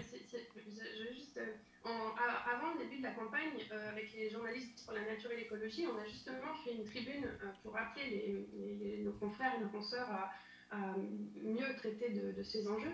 Et il y a une chose assez inédite qui s'est passée, c'est qu'il y a eu les rapports du GIEC plus ce film, la Don't Look Up, qui a eu l'effet d'un électrochoc sur un certain nombre de collectifs citoyens qui du coup maintenant se mettent à interpeller, et ça pour moi c'est une chose assez inédite, les journalistes en leur demandant de mieux traiter. Donc en fait ils font une veille quotidienne, alors essentiellement sur les journaux audiovisuels, pour dire mais là nous on entend parler dans d'autres médias de cette chaleur en Inde et au Pakistan, voilà, et pourquoi est-ce que vous n'en parlez pas plus? Enfin, il y a une forme aujourd'hui de demande et d'attente du public qui est clairement formulée pour que les médias rappellent ça. Moi, ce qui m'a plus étonnée, c'est que quand Macron fait des annonces où il remet en cause la politique agricole commune, voilà, les maigres avancées qu'on a eues, par exemple sur le programme Farm to Fork, il y a eu peu de journalistes pour réagir. Le faire, bon, certains l'ont fait bien sûr, mais pour dire qu'attention, on est en train de rogner sur les maigres avancées qu'on a eues en termes d'écologie. Quand Macron annonce qu'il va lancer une fête de la nature qui existe déjà depuis 2007, il y a eu peu de monde quand même pour les souligner. C'est l'UICN qui a dû communiquer sur ce sujet. Et il y a des sujets qui sont complètement passés à la trappe, notamment à la biodiversité, qui a été complètement gênée. Pardon, excuse-moi, je l'écoute de un peu. Voilà. Mais ça, ce sont aussi des sujets qui sont excessivement urgents et qu'on oublie complètement de traiter de manière générale. Jadeline Gardeau, et sur notre positionnement, ou en tout cas le vôtre à Mediapart, sur le traitement des sujets pendant la campagne et puis encore aujourd'hui. Oui, non, mais bien sûr, oui, c'est une évidence. Enfin, tout le monde a vu que la question des questions d'écologie avait été très peu présente dans la campagne présidentielle. Après, ils étaient quand même présents d'une certaine manière. Il y a quand même eu ce sujet, le nucléaire, les éoliennes. Il y a tout ce qui s'est passé autour de la France insoumise et de cette manière de reformuler la proposition de l'écologie politique. Donc en fait, c'était là, c'était pas absent, mais c'était latent, c'était en dessous, c'était sur le côté, quoi. C'était périphérique. Voilà. Bon, après, il y a quand même plein de journalistes qui ont fait leur taf. Hein. Enfin, nous, on a essayé de le faire, mais plein d'autres l'ont fait. Hein. Ce que pointait Anne-Sophie, voilà, dans Le Monde, dans Libé, dans Mediapart, dans plein de journaux, ça a été fait ce travail un peu de fact-checking, de recontextualisation. Mais ce qui me semble, alors j'espère que c'est pas une manière de botter en touche, c'est que de toute façon, un moment politique pour une société n'est pas déterminé uniquement par ses journalistes. Donc, voilà, vous auriez tous les journalistes qui seraient en train de poser systématiquement des questions informées et compétentes sur des questions d'écologie. Est-ce que ça suffirait à retourner un moment politique qui a été marqué par la guerre en Ukraine, comme vous disiez, mais qui a été quand même marqué aussi par une extrême droitisation monstrueuse d'un espace public qui est constitué par les médias, mais pas uniquement. Donc, ce n'est pas simplement conjoncturellement la guerre en Ukraine qui a fait obstacle, c'est profondément, enfin, des fondamentaux avec des responsabilités d'intellectuels, d'universitaires, d'éditeurs, de publications, de médias, de dirigeants de groupes de médias et donc aussi de journalistes. Hein, ce n'est pas du tout pour dire qu'ils ne sont pas responsables, mais c'est quand même, on est dans un moment quand même très très particulier de notre vie intellectuelle et médiatique. Et c'est vrai que de ce point de vue-là, c'est encore plus difficile peut-être qu'il y a quelques années de donner une existence réelle et matérielle et percutante aux questions d'écologie. Et moi, ce qui me semble, c'est que là où c'est une erreur fondamentale, c'est évidemment une erreur fondamentale par rapport à la gravité des désastres environnementaux en cours, mais c'est une erreur fondamentale pour les médias qui participent à cela, dans le sens où moi, ce qui me semble observer, c'est vraiment une distanciation accélérée, un écart grandissant, pour dire les choses plus simplement, un écart grandissant entre toute une partie du monde médiatique et du monde politique et une jeunesse qui, elle, sait très bien où sont ses priorités et ses préoccupations. Et donc, et dans ces jeunes, qui va encore continuer à aller voter pour des responsables politiques qui jamais ne parlent de climat? Qui va continuer encore à lire ou écouter des médias qui jamais ne parlent de climat, de sécheresse, de la canicule, d'injustice environnementale, de racisme environnemental? Et ben, je pense que voilà, ce sont des continents qui s'éloignent. Et donc, in fine, c'est un mauvais calcul, même si ce n'est pas la raison pour laquelle il faut parler d'écologie. Mais in fine, c'est un mauvais calcul, en fait. Politique, mais même, je veux dire, en termes de survie, de c'est quoi un média. Un média, un journal, ne peut pas exister dans une société, en tout cas ne peut pas prospérer, ne peut pas bien se porter dans une société s'il est coupé des préoccupations de sa société. Et là, c'est évident qu'on a une jeunesse aujourd'hui qui est hyper impliquée dans les questions d'écologie, de la même manière qu'elle est hyper impliquée dans les questions de genre et de féminisme. Et je crois que vous en avez discuté hier ici, notamment avec ma collègue Marine Turki. Et voilà. Et ça, en fait, les médias ne pourront rien y changer. Et il y a ceux qui seront en résonance avec ces questions, et puis il y a ceux juste qui, au bout d'un moment, ils disparaîtront. Est-ce que vous voulez intervenir Oui, Florent Rimbert. Peut-être une toute petite précision. Moi, c'est toujours difficile d'entrer dans le côté qualitatif des contenus, déjà en tant pas journaliste et en étant dans une organisation professionnelle qui rassemble des lignes éditoriales qui peuvent être extrêmement variées, des organisations, même des rédactions qui sont extrêmement distinctes. Ça va peut-être vous surprendre, mais c'est vrai que je représente des titres de presse papier, je suis complètement d'accord avec ce que Jade vient de dire. On ne peut pas être coupé des préoccupations des lecteurs. On peut regretter la façon dont se déroule une campagne électorale, mais on est aussi, en tant que média, très tributaire de ce qu'un candidat va bien vouloir aussi dire. Hein. On peut poser une question, mais quand on n'a pas de réponse, ça ne fait pas grand-chose à écrire le lendemain, si ce n'est qu'il n'y a pas eu de réponse. Donc c'est un petit peu... parfois, on peut aussi se prendre un peu ce mur-là. Je pense que la question de l'écologie, elle est peut-être aussi de la transition écologique, elle est peut-être peu présente quand on regarde 24 heures d'une chaîne d'infos en continu. Quand on ouvre un journal, on va trouver des contenus. Alors, ils ont une place, mais voilà, l'étude que j'ai montrée tout à l'heure parlait de ça. Il faut aussi remettre un peu les médias dans leur rôle. Un média d'information politique et générale, il doit traiter la vie de la société. Et la vie de la société, c'est de savoir comment on se nourrit, comment on se déplace, L'écologie peut en faire partie, mais c'est difficile d'entrer uniquement par l'écologie dans tous les sujets. C'est un peu caricatural ce que je dis par rapport à ce qui a été dit avant, mais c'est une préoccupation quand on a une rédaction avec des centaines de journalistes, ou même des dizaines pour les plus petites. On peut difficilement en entrer que par le prisme très ou scientifique ou très expert. Il y a aussi toutes ces questions des préoccupations de la vie courante qui sont largement celles de la presse régionale. Allez, on va passer à une phase de questions-réponses. Ouh là là, les mains se lèvent. Mais avant que je passe le micro, j'ai vu madame, elle avait anticipé, elle connaît bien le fonctionnement des tables rondes. Et puis comme ça, voilà. Et puis après, monsieur, vous vouliez réagir et madame. Et peut-être juste rapidement, si vous voulez, Jade Lingard, Anne-Sophie Novelle, réagir pendant que je bouge dans la salle. Une étude, Bloom, c'est un cabinet d'études qui supervise les réseaux sociaux. Ça date d'hier. Hein. Montrait que l'éolien est critiqué par plus de 60% des utilisateurs du réseau Twitter. Ils ont recensé toutes les réactions, ils en étudient des milliers et des milliers. Voilà, l'éolien, c'est 60% de critiques, plus de 2 sur 3 de critiques sur Twitter. Et le nucléaire, plus de 9 sur 10 approuvent les solutions nucléaires. Et alors, la guerre en Ukraine est intervenue sur les questions d'énergie, mais ça donne un peu ça donne aussi un peu ça vous donne sans doute le tournis, Jade Lingard, et peut-être sur l'instabilité des réactions qui peuvent, parce que en fait nos lecteurs sont aussi des tweetos, hein, et en fait tout ça c'est fluctuant. Oui, non, et puis par ailleurs, juste deux mots, c'est que par ailleurs, dans les réseaux sociaux, moi, ce qui me semble observer, c'est des communautés en fait d'intervention qui sont très clivées.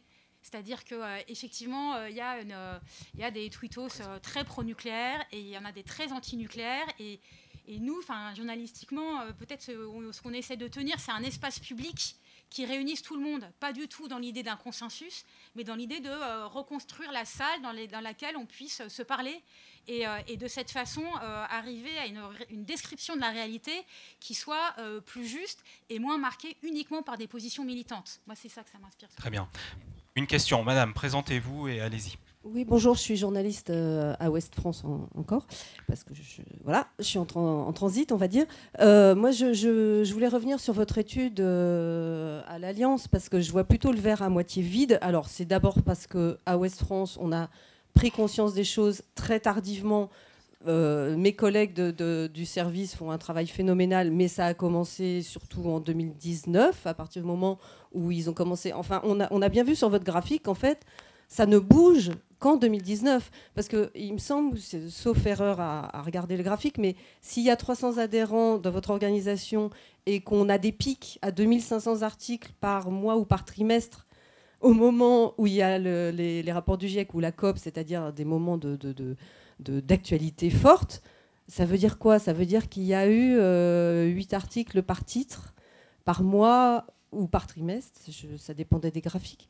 C'est très peu, ça reste très peu. Et quand on voit qu'à l'inverse, il y a des... Alors, du coup, j'avais noté un peu plus précisément, il y a eu sur les... En 2017, par exemple, on est à 200 articles par trimestre.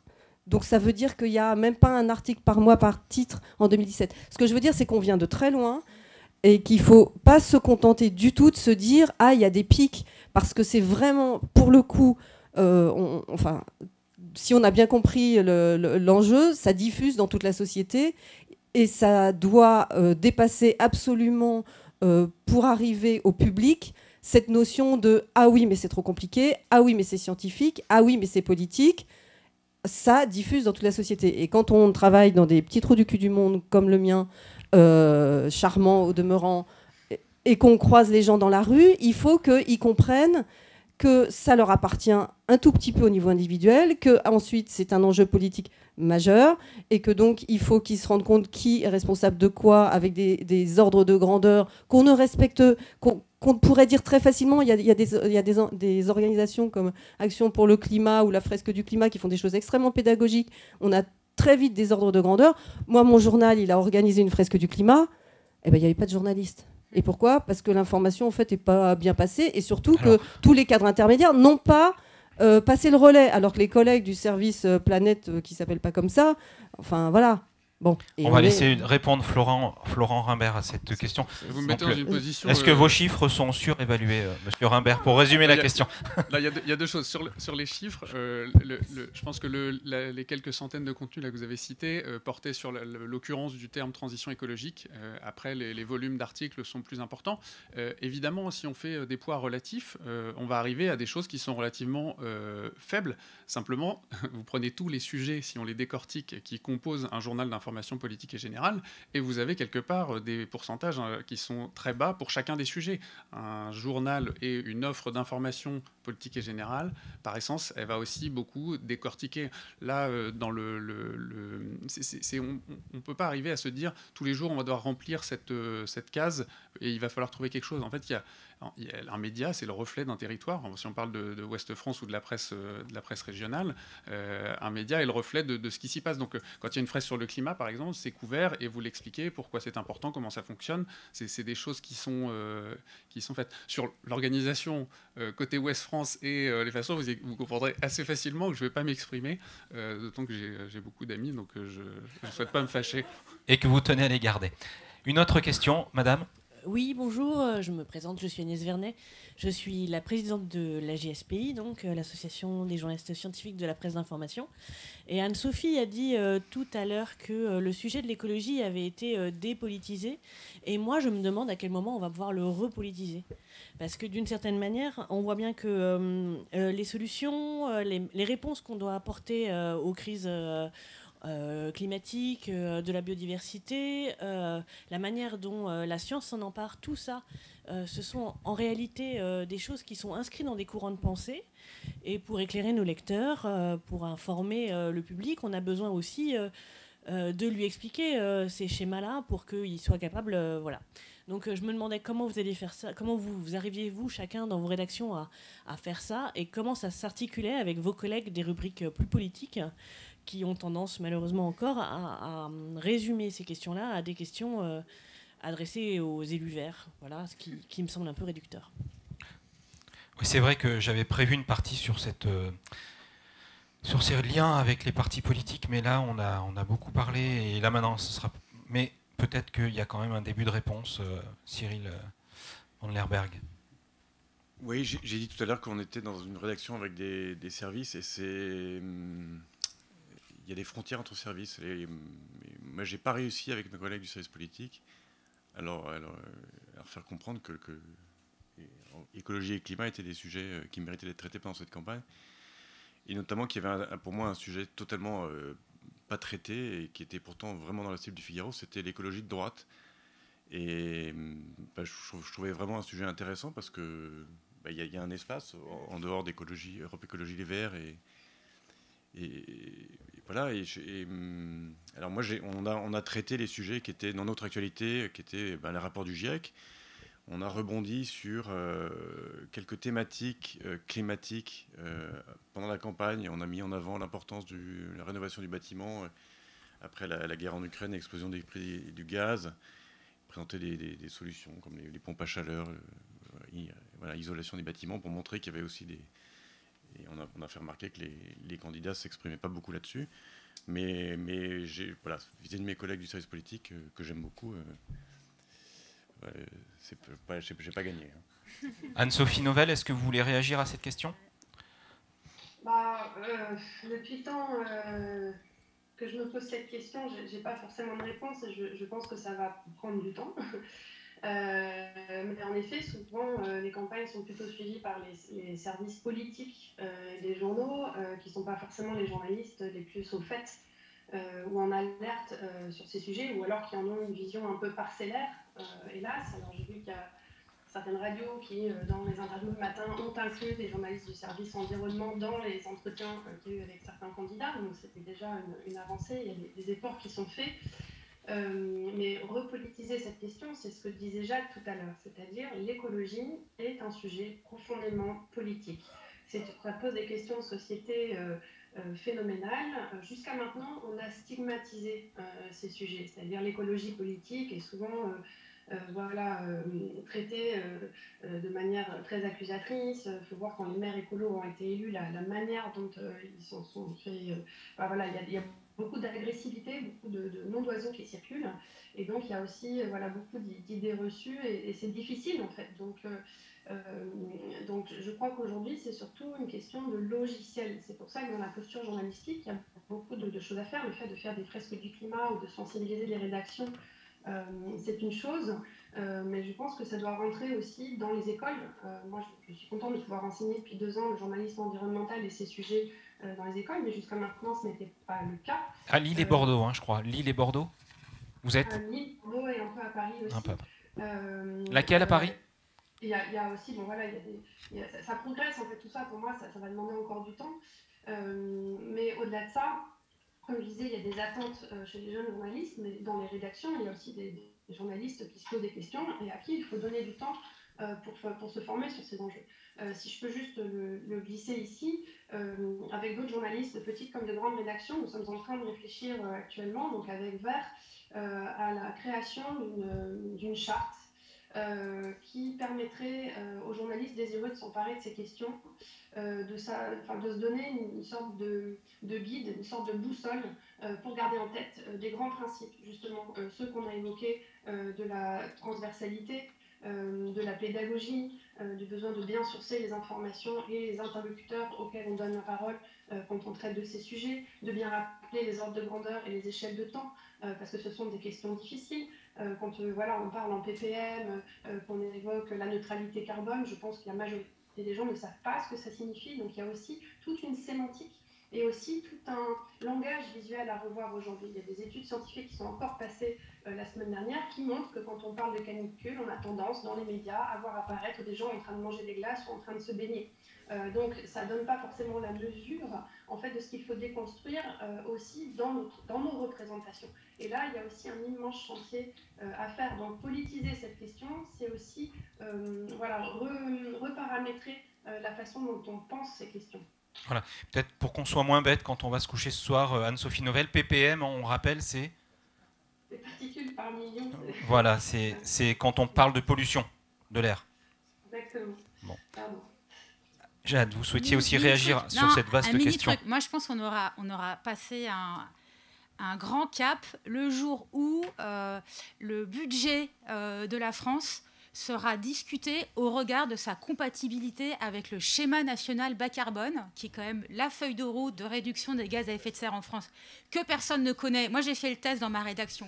SNBC, on m'a regardé, mais de quoi parle-t-elle? Donc le jour où ça sera pris autant au sérieux, c'est là où vous avez raison. Bien sûr, la question est prise au sérieux, mais elle n'est pas prise au sérieux au moment où on parle de l'économie, du PIB, de la relance, du plan France 2030. Et moi, il me semble que journalistiquement, c'est ça la prochaine conquête de l'approche politique de l'écologie, c'est ces discussions budgétaires. Rappelez que l'État a été condamné 2 fois pour inaction climatique. Rappelez que le Conseil pour le climat ou l'autorité environnementale ne cesse d'interpeller justement nos décideurs politiques sur leur irresponsabilité en termes d'aménagement du territoire ou dans tout un tas d'autres. Donc voilà, ils n'ont pas pouvoir de sanction, mais même l'Europe aujourd'hui le rappelle, nous n'avançons pas suffisamment. Et donc c'est là qu'on est au cœur justement de la façon d'interpeller les responsables. Voilà, j'ai une question là, oui, monsieur. Bonjour, je suis Luca Matteucci, en première année de master en journalisme et politique environnementale à Sciences Po, Paris. Et ma question, donc en fait pendant la campagne, j'ai l'impression que l'une des rares occasions où l'écologie a été remise au premier plan, ça a été lors de la publication de l'infographie que France Info a relayée, l'infographie faite par une association, un think tank associé au Schiz Project, où ils ont classé en fait les programmes politiques des candidats en performance écologique en fait sur plusieurs aspects. Et j'étais curieux de connaître votre ressenti par rapport à ce type d'infographie. Est-ce que c'est une simplification excessive des programmes des candidats et de l'écologie, ou au contraire ça permet de donner aux lecteurs des vraies clés pour comprendre et pour remettre, en fait, pour reprendre les termes de la question précédente, l'écologie politique au centre du débat? Et on rappelle qui était en tête de ce classement de Schiz Project. Mélenchon et Jadot. Mélenchon devant. Moi, j'ai pas traité moi ce classement. Je l'ai regardé un peu parce que ça m'intéressait. je l'ai trouvé à la fois intéressant parce qu'il montrait bien qu'il n'y avait qu'un seul programme qui cochait toutes les cases, donc c'est-à-dire qui prenait le sujet de l'écologie et du climat dans sa globalité. C'était celui de Mélenchon, c'est vrai. Parce que, et après, ce qui me gêne terriblement, c'est qu'on avait quand même aussi le programme qui était le plus bancal sur l'énergie, qui est quand même une des clés sur le climat. Donc on résume trop souvent le sujet climat à l'énergie, et je pense que c'est une grosse partie du problème. On l'a tous dit là sur ce plateau, c'est un sujet tellement transversal que rien ne pourra bouger tant qu'on n'aura pas transformé profondément notre économie. C'est pour ça que l'idée de transition écologique est si complexe quelque part, c'est que il faut tout changer. Donc, mais je trouve que l'infographie l'analyse était précise quand on allait voir dans la description. Elle était vraiment intéressante par le Shift Project. Et en revanche, la seule infographie avec des coches, je sais plus si c'est des coches vertes et des croix rouges, je suis pas sûr que ça aide fondamentalement à choisir. Mais c'est intéressant quand même. Anne-Sophie Novelle. Nous, chez Vert, on a fait un petit exercice qui était un peu fastidieux et d'ailleurs délicat à mener. On a essayé la semaine précédente, le premier tour, de faire une synthèse justement, mais de tout ce que le monde associatif a pu produire, ainsi que les think tanks, en termes d'analyse des programmes. Je crois que c'est la première présidentielle où moi personnellement j'en ai vu autant. Il y avait au moins une vingtaine de rapports qui ont été émis, tantôt par le Shift certes, mais aussi par l'IRI, mais aussi par I4C qui s'intéressait à la question du budget des programmes des candidats. Il y avait aussi Génération Future. Et donc, chaque ONG a utilisé un système de notation et d'évaluation qui lui appartenait. Et nous avons essayé de synthétiser en un schéma, de donner la teneur en fait, des conclusions par type d'ONG et par type de candidat, tout en précisant dans l'article que c'était compliqué de donner un aperçu aussi synthétique. Donc je pense que là où il faut le souligner, c'est que nous, journalistes, il faut faire tout ce qu'on peut pour essayer de comprendre, mais il ne faut pas aussi hésiter à inviter les gens à mettre leur nez dans ces rapports, à bien s'informer et à comprendre de quoi on parle, de quoi il en ressort, mais ça demande du temps. C'est-à-dire que voilà, donc, ces moments politiques sont intéressants dans le sens où on peut se réapproprier ces questions, mais là-dessus, il y a un gros travail qui a été fait pour analyser justement les tenants aboutissants de chaque programme.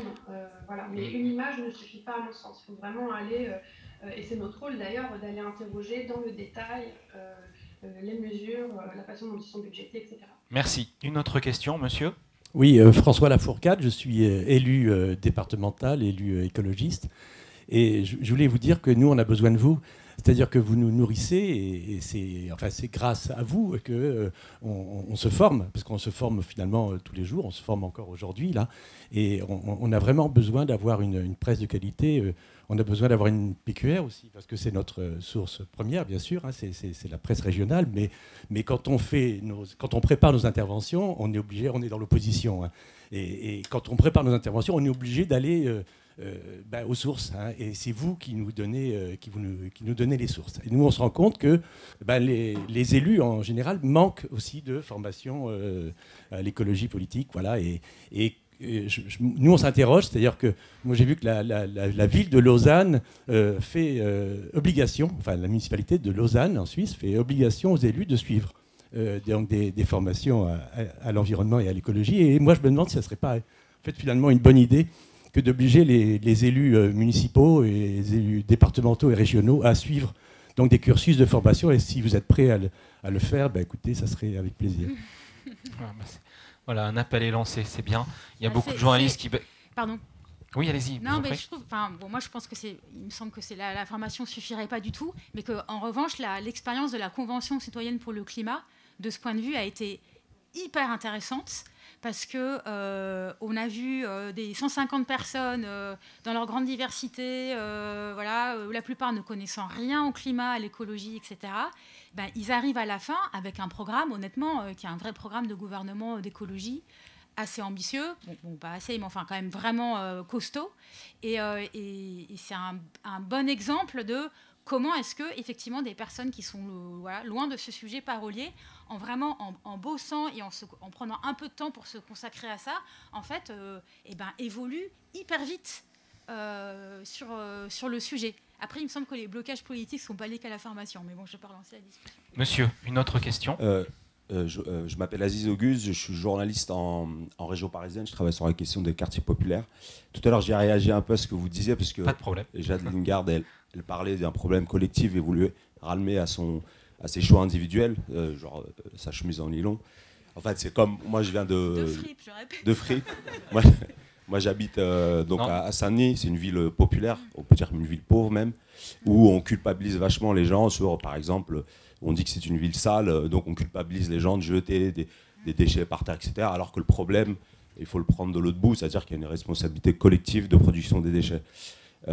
D'où ma question, c'est comment vous faites, vous, en tant que journaliste, pour relier cette question environnementale, écologiste, avec la question notamment sociale, avec les autres questions, notamment la question aussi raciale. Tout à l'heure, vous avez parlé de racisme environnemental, c'est un concept, moi, qui m'intéresse. On peut parler des Antillais avec le chlordécone, mais il y a plein d'autres cas, en fait, de ce type-là. Donc, comment vous faites-vous dans vos rédactions pour relier ces questions-là? Est-ce que vous arrivez à le faire? Est-ce que ça vous intéresse? Voilà. Merci. Moi, je peux commencer à répondre. Bon, pour nous, c'est fondamental. Hein. Nous, à Mediapart, la question du lien entre questions sociales et questions d'écologie, le fait de d'écrire, de parler d'inégalité environnementale, de parler de racisme environnemental, c'est une manière de faire advenir, de faire comprendre aux lecteurs et aux lectrices que non, l'écologie n'est pas une question abstraite, détaché de la société et de ses dominations. Donc comment on s'y prend? Après, on s'y prend plus ou moins bien. Hein. Pas du tout pour... voilà. Reportage sur la précarité énergétique. C'est quoi être un précaire énergétique? Et qui sont les précaires énergétiques et pour quelles raisons? Donc le lien entre à la fois la pauvreté et les politiques de logement social ou la question du marché de l'immobilier, le rapport entre économie, capitalisme et logement et ce que ça produit en termes de mal logement. Voilà, ça c'est un sujet... voilà, c'est l'un des sujets sur lesquels on travaille. On travaille beaucoup sur la question de la ségrégation urbaine, la question des transports. Bon, ça a quand même assez éclaté sur la scène nationale avec les Gilets jaunes, mais voilà, de le prendre aussi par ce biais-là, c'est-à-dire le problème de l'inégalité face à la mobilité, les injonctions à la mobilité pour trouver du taf, enfin, bon, voilà, tout cet aspect-là. Donc ouais, pour nous c'est essentiel et fondamental parce que c'est aussi une manière de pas simplement de politiser l'écologie, puisque bon, pour moi, c'est vraiment une question fondamentalement politique. Donc, en fait, une fois qu'on a compris ça, voilà, c'est une question politique. Mais c'est une manière de la relier, de faire atterrir ce sujet climatique dans la société, si on peut dire. En fait, il n'y a pas d'un côté l'écologie et de l'autre côté les inégalités. Elles sont profondément liées. Et pour finir, moi, je pense que c'est là où il faut qu'on fasse attention. Et on n'est pas toujours, nous, excellents là-dessus à Mediapart, c'est faire attention à ne pas être trop centré sur nos problématiques françaises. Je veux dire, il y a une COP désertification actuellement qui est très peu traitée médiatiquement. Nous, on n'y est pas. Donc, je me mets dans le lot des responsables du faible traitement médiatique, mais c'est se dire attention à ne pas avoir un prisme, à ne pas être trop nombriliste de la situation française ou européenne. Je veux dire, la question climatique, elle est mondiale, elle impacte hyper fortement les pays qui sont très pauvres. Et donc, une façon de faire le lien avec le racisme environnemental, c'est aussi ça. C'est de ne pas rester trop les yeux rivés sur la France. Est-ce qu'il y a un autre? Oui, oui. Moi, Cyril Van Lerberg. Je vais réagir et j'ai le... Alors moi, je suis très mal placé pour parler de Saint-Denis et des effets dans les banlieues, mais en revanche, une inégalité dont on va parler Jade et à laquelle je fais très attention, et je suis assez fier d'avoir réussi à porter l'idée, c'est que les premières victimes du réchauffement et de la crise climatique, ce seront les pays les plus pauvres, et que nous, Français, pays riches, on a les moyens de s'adapter. Le choc va être terrible, on est conscient de ça. On est capable d'adapter notre agriculture, on est capable d'adapter nos modes de vie, on est capable d'adapter nos villes. Et donc, il y a plein de pays qui, eux, n'ont pas cette chance. Et donc, moi, j'essaie de faire des prendre des sujets de reportage à l'étranger, Madagascar, l'Inde avec la sécheresse récemment. Nous, on avait un pigiste à Abidjan pour la COP15 sur la désertification. On parlait de Côte d'Ivoire qui vise l'autosuffisance alimentaire. Ce qui, pour un pays aussi fertile que la Côte d'Ivoire, ça paraît hallucinant, mais c'est leur enjeu aujourd'hui. Donc c'est plus cette idée-là que nous, pays riches, on a aussi une responsabilité, c'est qu'on a émis par le passé la plus grande proportion de gaz à effet de serre. Et donc, pointer du doigt les Chinois aujourd'hui parce qu'ils sont les premiers pollueurs, c'est facile et c'est à côté de la plaque. Merci Cyril. Une dernière question, monsieur. Oui, bonjour, je m'appelle Solène Coupé, je suis le collaborateur des élus ici présents et par ailleurs je fais une thèse d'anthropologie sur une communauté en Papouasie-Nouvelle-Guinée. Et pour un peu rebondir sur la fin de vos interventions, comment est-ce qu'on rend compte du fait en fait, là on parlait beaucoup d'un point de vue franco-français en quelque sorte, alors que c'est un problème global, que les questions d'écologie, il y a une différence culturelle qui est énorme, vous avez dû vous en rendre compte à travers un voyage récemment, en gros l'écologie c'est lié à une pensée occidentale, on parlait de Bruno Latour, qui partage avec Philippe Descola et d'autres anthropologues le fait que c'est inséparable du naturalisme. C'est en gros l'idée que le monde repose sur une nature commune et des cultures différentes, et que ça, c'est propre à la société occidentale, et que d'ailleurs le mot nature n'existe pas dans la plupart des langues. C'est un terme qu'on a nous, et comment à la fois rendre compte de la différence culturelle, parce que tous ces peuples-là, je ne sais pas comment est-ce qu'ils gèrent, mais moi par exemple là en Nouvelle-Guinée, quand ils utilisent le mot nature, ils parlent des esprits de la forêt, et quand ils parlent en anglais. Donc voilà, un peu comment est-ce qu'on fait, parce que souvent en journalisme, il y a plein de journalismes différents, mais on rend assez mal compte des conceptions culturelles des autres, voire on prête aux peuples autochtones d'être des écologistes avant l'heure, ce qui par certains aspects peut être le cas, mais par d'autres, c'est des mondes complètement différents, des cosmologies à part entière. Voilà, on avait prévu de faire quelques éclairages, mais finalement les interventions, quelques éclairages internationaux, mais finalement les interventions ont été denses et on n'a pas pu se détacher. Anne-Sophie Novelle, est-ce que vous voulez répondre à cette question ? Et ce sera ensuite on enchaînera par un mot de conclusion. C'est un sujet dont je parle dans ma dernière enquête qui s'appelle l'enquête sauvage, qui est sortie il y a quelques semaines, mais entre la guerre en Ukraine et les présidentielles, j'ai pas encore vu trop de relais presse à ce sujet, mais où justement j'essaye d'expliquer à quel point notre déconnexion de la nature et du vivant ne nous permet pas aujourd'hui de bien s'emparer de ces sujets. Donc j'ai essayé de comprendre ce que nous disent les philosophes, ce que nous disent les scientifiques en matière d'érosion de la biodiversité, de comprendre ce que ça veut dire sensiblement, c'est-à-dire dans mon quotidien, comment est-ce que je peux le percevoir et pourquoi suis-je aussi déconnectée de tout ça, pourquoi ma connaissance sur ces sujets est si pauvre, et qu'est-ce que ça signifie quand on comprend réellement cette notion d'appartenance à la nature, qu'est-ce que ça signifie sur la manière dont on peut agir au quotidien, politiquement ou à tout niveau sur ces enjeux. Mais franchement, la biodiversité n'a vraiment pas été traitée et ça a toujours été un sujet très compliqué à faire passer dans les médias. On va vous parler des animaux kawaii, des espèces qui disparaissent, mais en faire un sujet politique, comprendre que quand une limite planétaire est franchie parce que l'humidité des sols est menacée aujourd'hui et que ça a plein d'impacts sur les écosystèmes, ça demande du temps, de la compréhension, mais on ignore trop souvent ces questions, hélas. Voilà, merci. Un petit mot de conclusion ou pas non, mais parce qu'on peut continuer à mais discuter, non, on a soulevé plein de questions et les assises continuent, donc on peut discuter autour du bar. En tout cas, nous à Mediapart, on est en recherche. Voilà. On est dans une position, même si on affirme des hypothèses politiques d'une certaine manière, on est surtout en recherche. On est en recherche et moi, s'il y a un truc que je retiens de mon travail sur l'écologie depuis, je sais pas, ces 15 dernières années, c'est que c'est l'école de la modestie. C'est-à-dire que vous pensez avoir compris un truc et en fait, pas du tout. Ah mais vous dites c'est là, eh bien en fait non.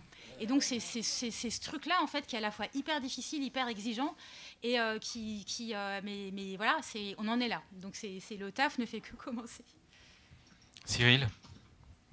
Moi j'ai une grande inquiétude, c'est qu'en fait les politiques ils aiment des solutions simples et choquent à des problèmes.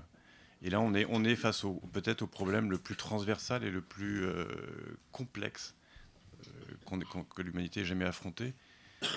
Et je ne sais pas si la politique est armée pour résoudre ce genre de problème. Est-ce que Florent Rimbert, même si on est parti sur une conclusion très philosophique, hein, mais je vais m'essayer à l'exercice. Moi, je prendrais plutôt le contre-pied et plutôt un point de vue optimiste. La question et son traitement aujourd'hui, je pense qu'elle n'était pas au programme il y a 10 ans aux Assises. Donc je pense que c'est la preuve d'une effervescence de ce côté-là. On voit pas mal de têtes relativement jeunes aussi dans la salle. Je pense que c'est des sujets qui sont amenés à évoluer. On a vu, certes, sur des volumes dans l'étude que ça bouge. Ça bouge peut-être trop récemment, d'après les commentaires qu'il y a pu y avoir, mais on sent que c'est une question qui va évoluer. Il va y avoir dans des médias nouveaux comme Vert ou enfin, des médias récents dédiés à ces questions-là, ça va continuer de travailler ce sujet-là, et il va aussi monter dans des organisations un petit peu plus installées comme celles pour lesquelles je travaille. Et il y a un certain nombre d'initiatives dans les rédactions, des recrutements, des formations, des choses qui se mettent en place aussi. Et tout ça, à mon avis, aura des conséquences. Donc on est face à un réchauffement et des conséquences qui se vivent au jour le jour et qui sont dramatiques, et évidemment, mais je pense qu'on aura du mieux sur ces questions-là dans la façon dont elles sont traitées, et dont les politiques aussi peuvent être mis face à leurs actes et leurs contradictions. Merci. Anne-Sophie Novelle, en quelques mots pour conclure. Merci pour votre attention déjà. Désolée d'avoir été à distance. Je veux juste dire que Vert, en ce moment, je fais un petit coup de pub, mais on est un petit média indépendant qui ne vit que par des dons, et on est en pleine campagne de crowdfunding, comme on dit. Donc si vous voulez nous soutenir, je passe le mot. Très bien. Vert.eco. Merci à vous d'avoir été présents à cette table ronde. Merci. Merci beaucoup. Voilà. Et donc les assises continuent. On va libérer la salle, ou alors vous pouvez rester évidemment pour la prochaine table ronde. Merci à vous.